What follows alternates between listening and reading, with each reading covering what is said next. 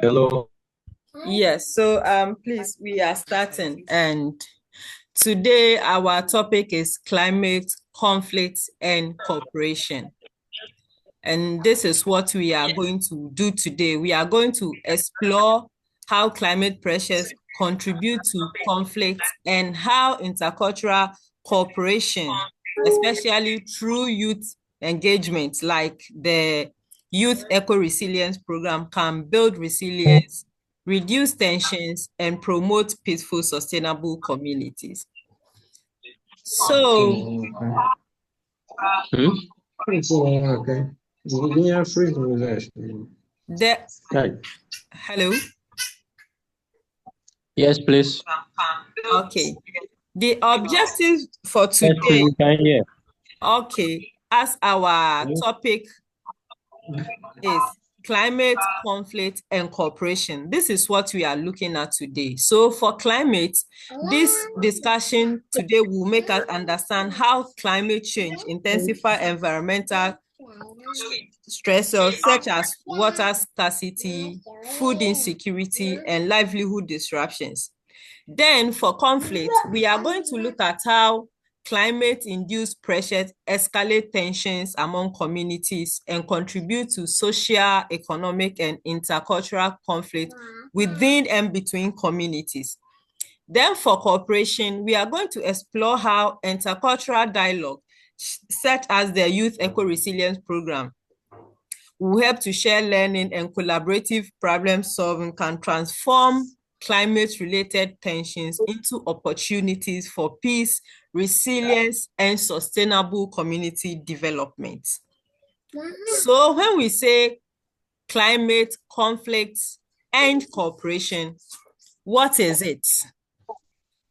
Climate issues can divide or unite us, or is based on how we as humans go about it. So now, with this first image, it's a story about a boy in Italy who had to flee his community due to a cyclone that hit the community. With image 2 here, it is about a youth group volunteers in northern Ghana who decided to plant 10,000 trees every month. Then with the second image here, which is climate change, it's about two communities who agree to struggle over fight over a land due to climate issues in their respective communities. So it's a clash between two communities who were struggling to settle on one particular land due to the fact that they were both suffering from climate outcome from their respective communities. Then with the last image here represents young people from Italy, Ghana, Greece, Malawi, and Kenya who came together online to collaborate on ways and means to solve climate issues. So all these images here, they represent various climate issues.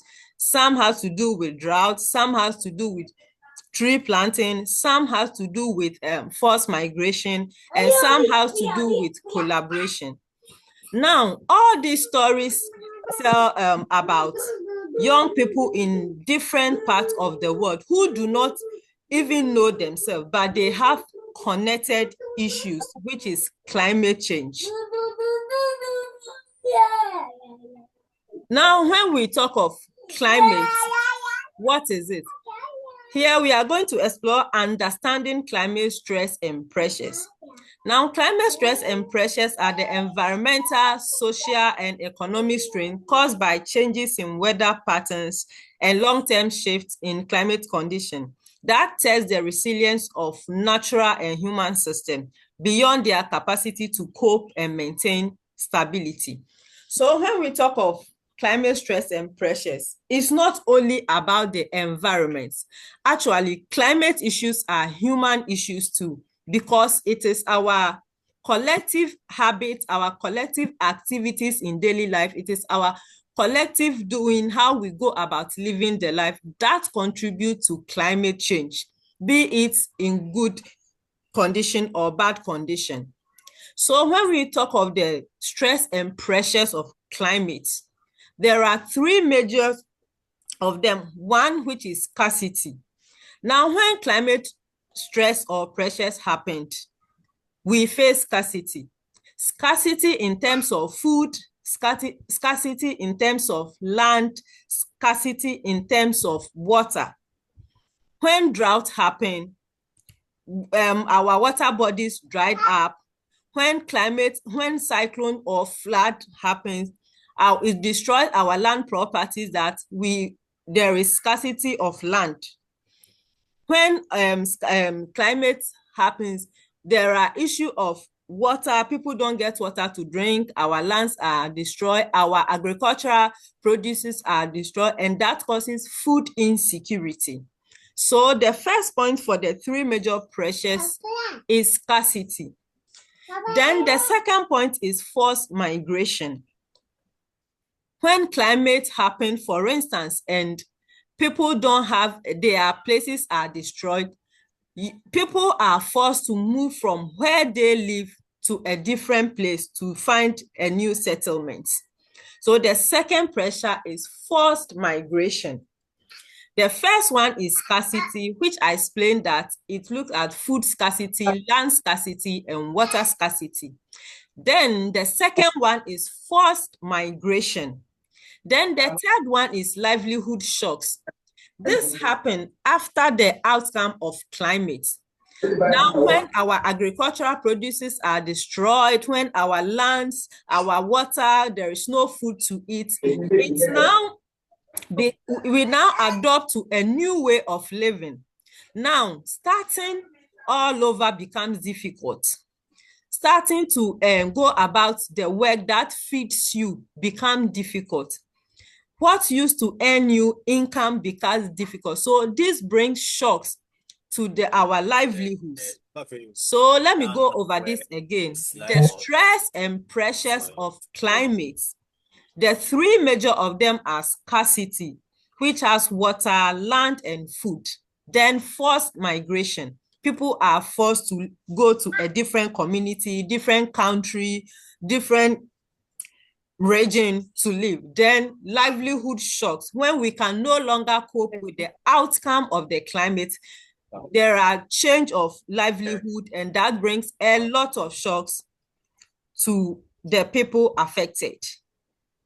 So now, before we continue, we are going to do this quick activity.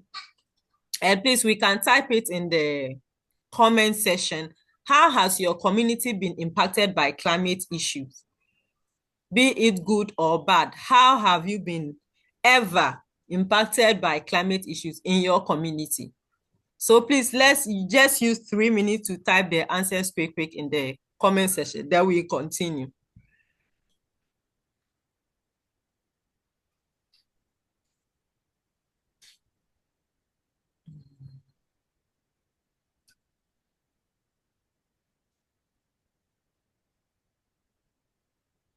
Mama.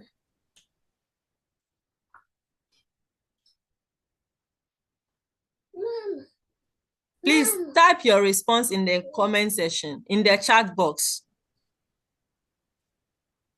Mama. Mama. Mama.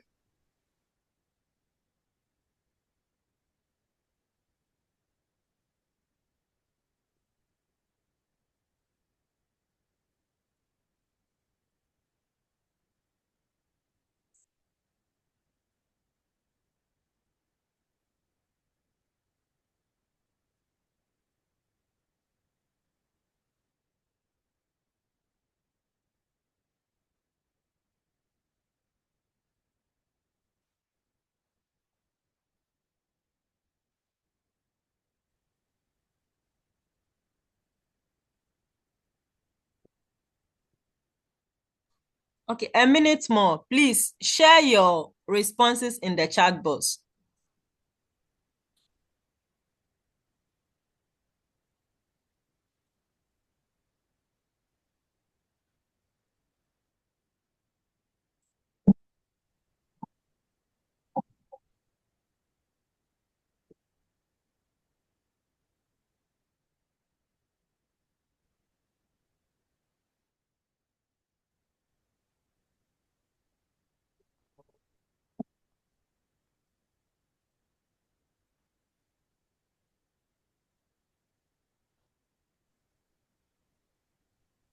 Okay, we are continuing.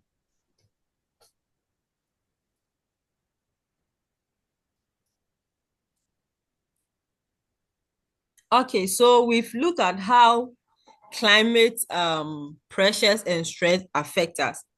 Now, we are going to look at how climate brings about conflict. And climate change itself does not directly cause conflict. As in climate, when conflict happens, not directly that it was caused by climate change, but rather is the outcome of climate that fuels conflict among communities, among a group of people, among a given location. And these are caused through certain factors. Um,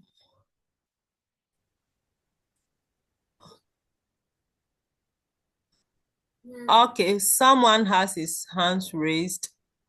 Hello. Hello. Would you please share the pretest in the chat box so people can fill it out? Oh, it's been shared. But But the newcomers don't see it. You have to keep sharing. okay, sure. Otherwise, you will get, you know, uh, you know, less results. Okay, okay.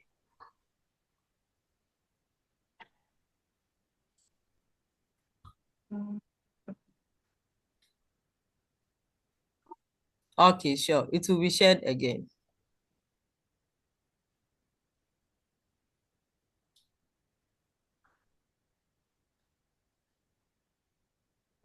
Okay, so like I was explaining, we looked at how climate stress and pressures affect us. Now we are looking at how climate fuels conflicts. And when we talk of conflict, climate do not directly cause conflict, but rather is the outcome of climate that fuels conflict. And then there are pathways to climate tension that leads to the conflict. And one is resource scarcity.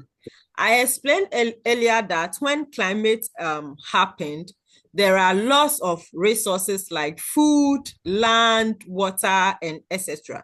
So when there is resource scarcity and there are some, let's say, people are supposed to move from where they are, a particular community is moving to this location, another community is moving to that same location, then there is another community too which is moving to that same location. They are going to fight over that land which cannot contain all of them. So this, for instance, brings about conflicts among the people. Then political and social strains. After the outcome of climate, there becomes tension on the government to provide for the people. And in issues like this, when the government cannot provide or the available resources after the outcome of the climate cannot satisfy the need of all the people, it becomes very strenuous on the government. And that also affects the social strains of the people. Then migration and displacement. This also leads to tension that leads to conflict as an outcome of climate. When climate hits, people are forced to move out. People who do not get a settlement become displaced. Then the last one is livelihood and sustainable disruption. Now, when we talk of sustainability, is to ensure that the present needs of the people are met, whereas the future needs of the future generation are not harmed in any way. But in this sense that climate has happened, that the needs of the present people are being affected, it is definitely going to harm the future needs of the future generation. So in this term, sustainability is disrupted. We cannot provide for the present need of the people, let alone for the future needs of the people. And when this happens, their livelihood too is affected. So these pathways leads to conflict in climate. That is resource scarcity, political and social strains, migration and displacement, then livelihood and sustainable disruptions. Then when we look at cases around the world as how climate conflict has come about, we have the Syrian drought. And the Syrian drought is one of the worst droughts ever in history. Then we have the Sudan drought conflict. The conflict that came about in Sudan due to a severe drought that they faced. Then the Somali livelihood depletion. We have the Sahel region temperature rising, the Pakistani-Afghan border exploit due to climate outcome. People at the border were exploiting the people that have been affected. Then the farmer-herder conflict in West Africa. We have the drought-driven migration in East Africa. Then Europe rising pressures from migration waves. Okay, so our next activity is going to be on these two questions. Who are mostly affected in climate-driven conflict? Then the second one is, how does climate conflict affect sustainability? Please, we are to also reply through the comment section.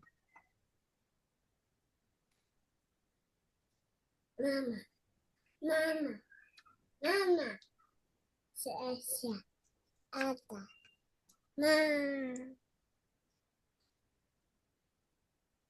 Please share your answer in the chat box.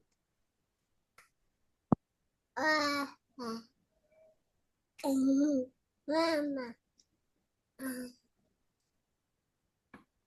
Mama. We are on the second activity. We are using just 3 minutes to answer that.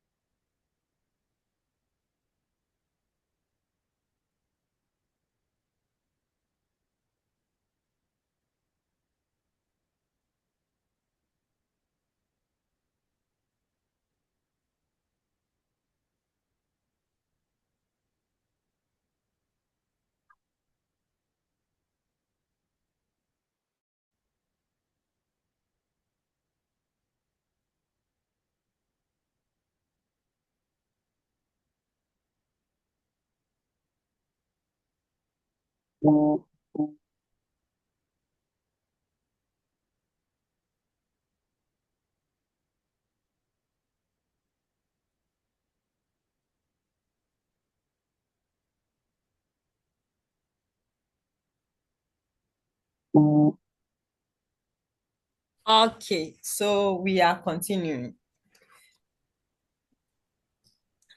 So we have looked at climate, we have looked at conflict, how conflicts come about as an outcome of climate.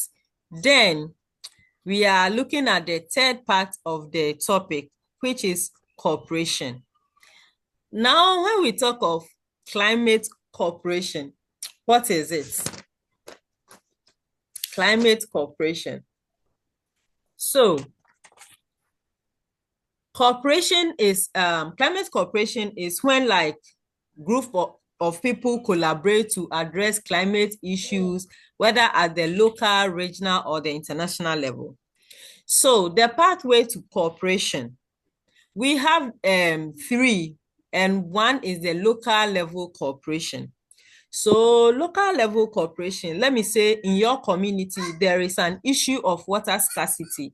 Then within the community, you people agree that you are going to share a particular water, a water that used to serve, let's say, just two community. Now you say, because this community is lacking water, they can join us in sharing.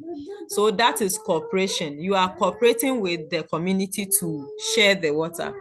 Then another example of the local level cooperation can be intercommunal labor for farmers. Let's say after drought or after flood, your agricultural produces were destroyed. Then you decide that, okay, let's all come together. Today we are going to weed in this, we are going to clear the lands of this particular community. Then next week, we are also going to this community. Next week, we are going to this community. So as a community, you come together to help yourself to start with your agricultural activities. We can also look at joint grazing schedules. Let's say you have farming equipment, all of the farmers used to have, but after the flood, let's say majority of the equipment were destroyed. It was left with only few. Then you decide to share among yourself that you are going to help with the other farmers to use your equipment to facilitate their farming activities. So these are examples of the local level cooperation, where within the communities, you come together to help yourself after climate crisis has hit you people. Then we have the national level cooperation. The national level is where government work with civil society, youth organizations, NGOs, or cooperative to solve climate issues. So for instance, the government of Ghana initiated the Planting for Food projects. So this is an example of national level cooperation. And there was also the Green Belt project, where government of Ghana were providing seedlings for group youth organization to plant across the country. So this is also another example of national level cooperation. Then we have the international and the regional cooperation. With this, we can look at the AU climate resolutions. We can look at the ECOWAS climate migration framework. We can look at the UN climate agreement. We even have the conference of parties. We have the COP. We have each year and the venue or location where it is happening. These are examples of international or regional cooperation. And of course, this very program falls under international or regional cooperation because young people across diverse countries come together to champion this projects where youth will be empowered in climate education on how to go about climate issues in their respective countries and communities. So the year project also falls under, that's the Youth Eco-Resilience Project, also falls under international or regional cooperation. So when we talk of climate cooperation, let's not forget we have three pathways, and which is the local level cooperation, where local people within their community comes together to solve problems that regards to climate issues. Then we have the national level cooperation that look at where governments initiate or there are project climate intervention projects at the national level. Then we have the international or regional cooperation, and I gave examples like the AU cooperation, the ECOWAS cooperation, ECOWAS climate framework. We have the Conference of Parties. We have this very project that is also international and cooperation, international or regional cooperation for climate. Then, when it comes to the key aspect of cooperation, we've mentioned the pathway to climate cooperation, but then there are certain key aspects of climate cooperation which are very, very important in achieving global cooperation for climate. And the one is financial support. Of course, we cannot talk about climate cooperation without financial support. And in the past few years, there has been a lot of funds for climate or green activities across the world. So, for instance, well-to-do organizations or well-to-do countries will fund projects or initiatives from developing countries that see to solving climate issues. Then we have the incentivizing of action. So there are so many climate projects around. Some, they only need funds to carry out. So this, when we give incentive to actions that seeks to solving climate issue, it encourages participation among people with bolder climate ideas to also come on board so that they get funds to carry out their projects to solve the climate issue. Because I mentioned earlier that climate issue is not only environmental issue, it is human issues as well. When the environment is affected, we humans too is affected. Because even though migration cause pressure on the environment, it's people who are affected. When drought happen, it's people who are affected. When our agricultural produces are destroyed, it's people that are affected. So we must take note of this. Then the next one is knowledge and expertise sharing. I mean, when you know something about climate, or when you have lived experiences in climate, it is very important that we share them among ourselves so that people are aware, people know which steps to take, people know how to also go about their similar issues of climate. Now, the last one is inclusive and collaborative education. An example is what we are doing now, because all the knowledge we are sharing is education, and it's also collaboration among many young people who has come together to share knowledge on climate resilience. So these are the key aspects of climate cooperation. And to continue, we have the practical tools for climate cooperation. Yes, we have cooperated, we have agreed to come together to share knowledge on climate. But then, how do we go about it? This is where the 3C model for peace building and climate action comes in. And the very first one is communication. Communication is very, very, very important. It is not only for you to talk. It is also for you to listen actively, attentively, and fully when others are sharing their knowledge or expertise or lived experiences. Then when you are also sharing, share clearly and concisely. It is true that climate issues come with certain scientific terms, but then it is very important that we break them down so that even the layman person understands what is being communicated. So communication is not just any communication, but then when we are communicating, it must be effectively. And when we are talking of effective communication, it goes two ways, both listening and then talking concisely. All count to all count to effective communication. Then we have collaboration. And again, Example is what we are doing.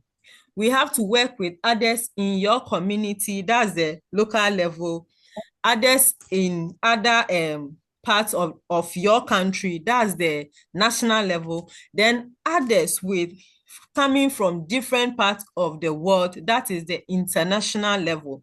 So collaboration is also very, very important to thrive at climate cooperation.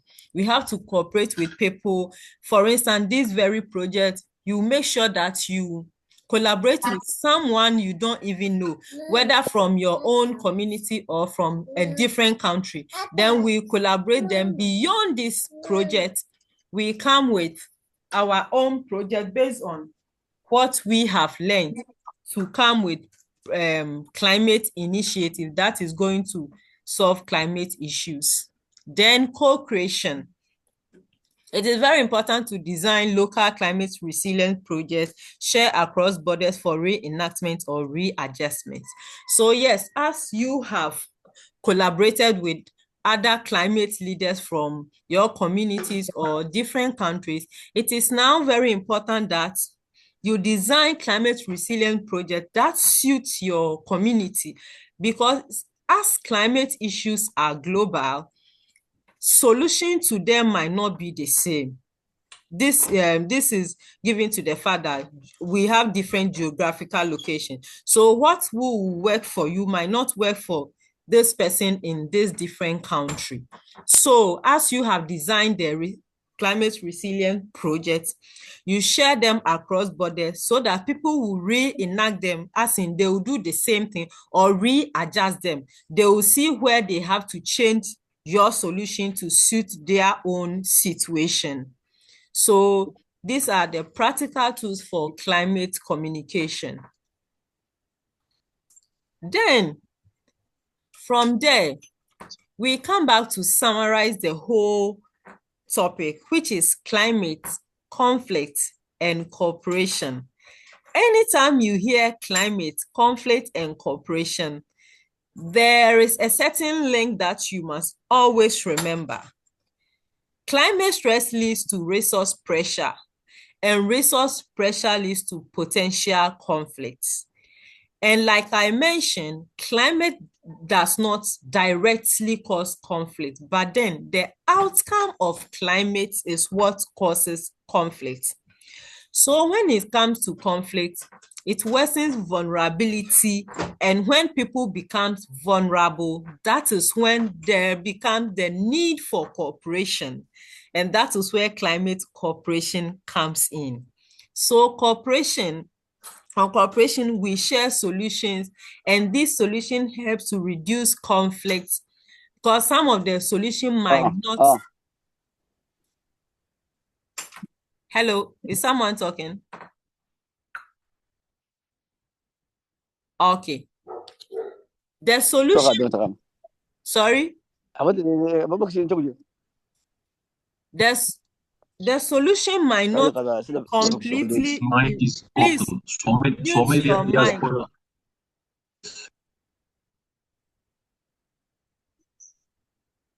Okay. Please continue. The solution might not completely prevent the climate issue. So this solution could reduce them, then increase climate resilience. So when we hear climate, conflict, and cooperation, this is the link that we should remember. When climate happens, its outcome brings about the conflict. Then when the conflict comes, there becomes the need for cooperation. And this cooperation, the solutions we share, the knowledge, the experiences we share, helps to reduce the conflict, if not prevent it at all. Okay, so now we move to the next one, which is the role of youth. Because young people are mostly affected. We are at the center of climate impacts. When it comes to climate issues, young people, we are mostly affected.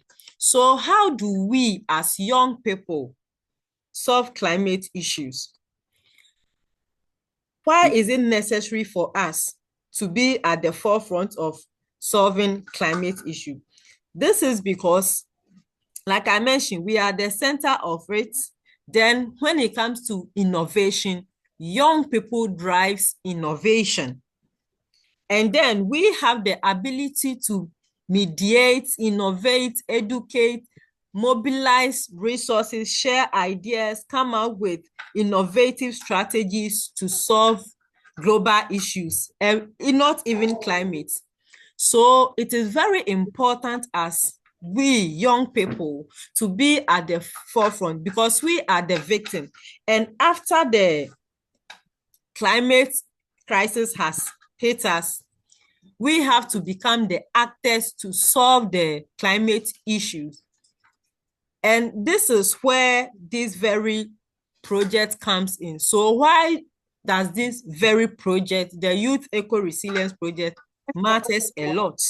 Because at the end of it, we will be climate literate, we will know the advocacy tools to use, we will master the art of digital storytelling, how we sit in our own community to share knowledge across the world so that other young people will learn from it, and also resilience building, because after the climate crisis has hit, after it, we have to be resilient to solve the issue.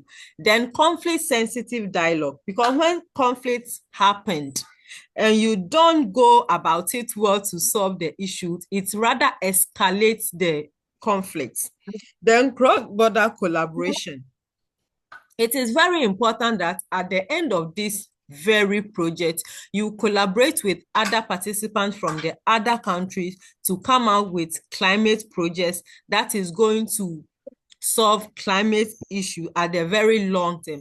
Then intercultural climate communication and dialogue. And then again, we are all coming from diverse background, our race, our culture, our geographical location. So as we are learning from each other, it equips us with the art of intercultural dialogue and communication, how to talk across borders, how to talk at the global level so that your message will be clearly understood, irrespective of where the person is coming from, or what the culture of the person is, or what the race of the person is.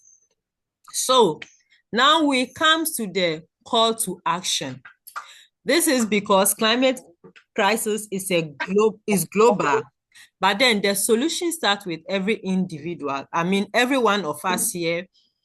Once you are here, that means you've been called to action to henceforth come up with projects that is going to help the environment, not only the environment, because sustainability looks at our environmental issues, our economical issues, and even our social issues.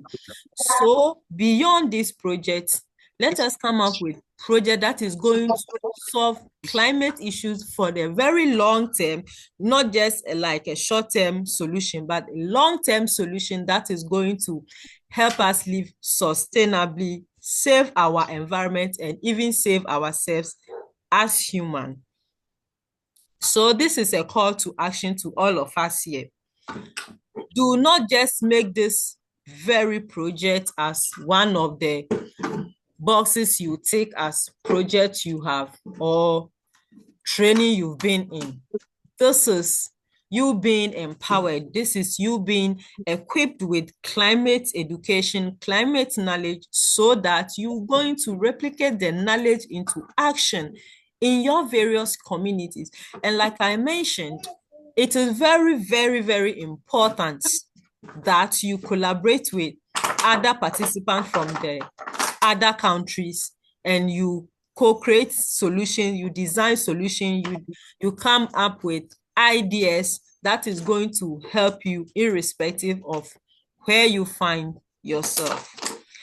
And to end this discussion, I come up with the disclaimer that even though this is funded by the European Union, the views and opinions, everything expressed here are solely my opinion based on my expertise as a sustainability expert.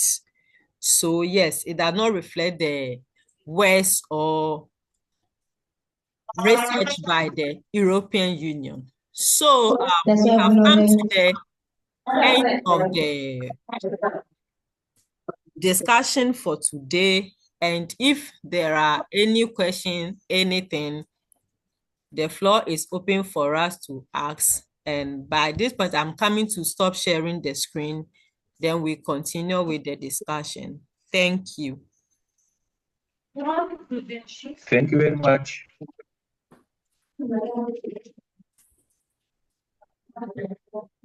So any question?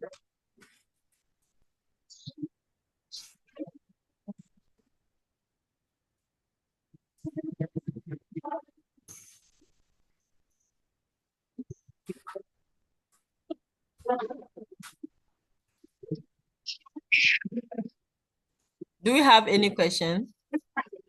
Is anyone having any question to ask or any clarification or anything at all?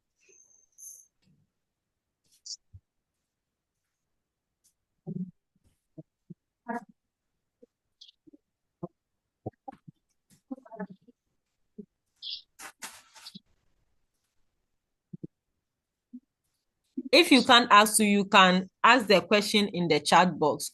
That's fine.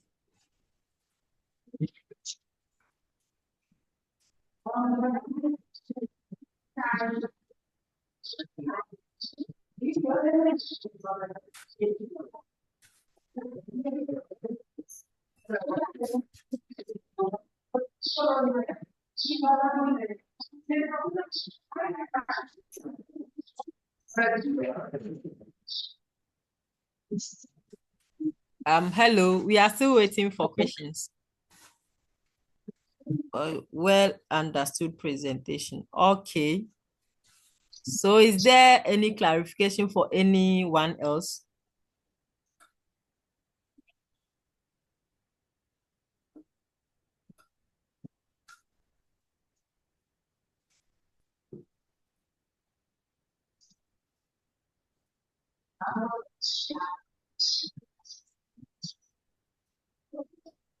Daddy, Mama, Mama, Mama, see Daddy.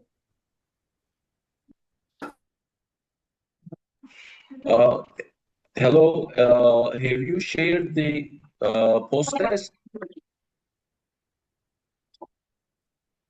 Abukali. Hello.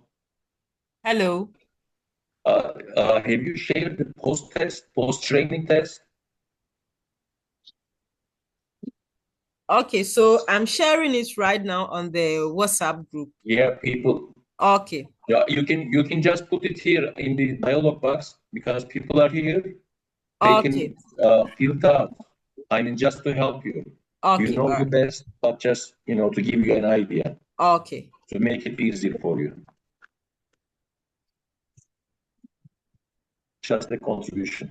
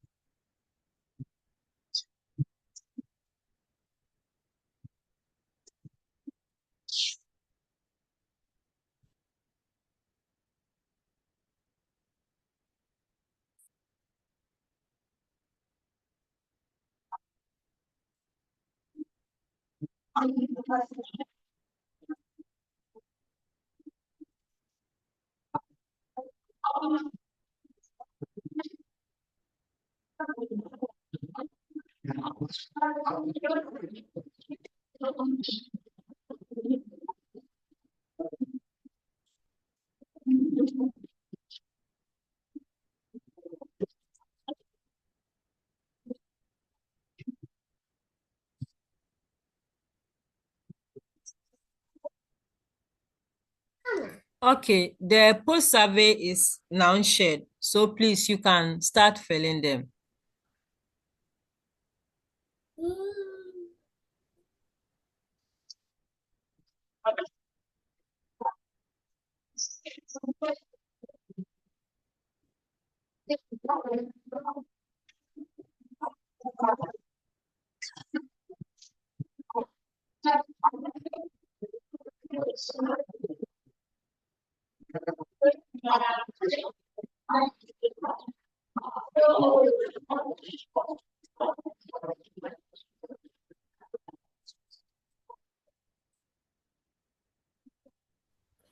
Okay, please make sure you fill the post survey form. It's very important, please.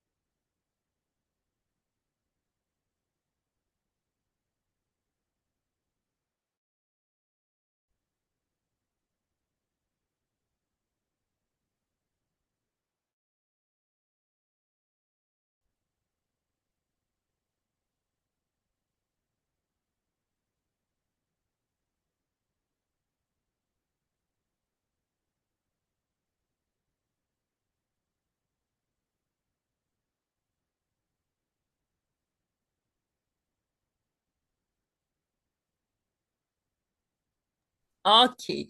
So I hope by now we have all filled the form, and thank you for participating. Thank you for being here. And the project continues. And as usual, each day comes with a different topic. And today we look at climate, conflict, and cooperation. We exploring how climate affect us, and how conflict happen as outcome of climate, and how we can collaborate, that's cooperation, to solve our climate issues. So we have come to the end of today's session, and make sure tomorrow's session you come attend, make note, because like I mentioned, attending these projects is not just for attending sake, but it is for you to gain insight on climate resilience, so that you can start championing climate projects in your community, in your country, or in the world. Thank you so much. Until we meet again, have a good day, have a good afternoon, have a good evening. Bye to everyone.